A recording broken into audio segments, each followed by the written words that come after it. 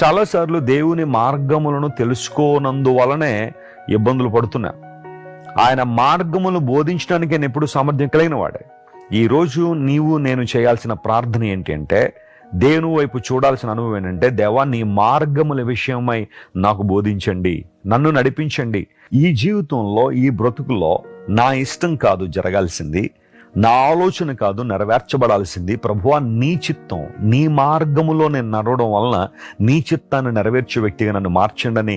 నువ్వు దేవుని వైపు తిరగగలిగితే, నేను చెబుతున్నాను దేవుని సేవకునిగా, అసాధారణమైన అద్భుతాలు యేసు ప్రభు నీ జీవితంలో చేయడానికి ఆయన సామర్థ్యం కలిగిన వాడు. ఆయన నీకు బోధిస్తాడు, నీతో మాట్లాడతాడు, ఆయన నీతో ముచ్చటించే దేవుడు, తన స్వరాన్ని వినిపింపజేసే దేవుడు ఆయన.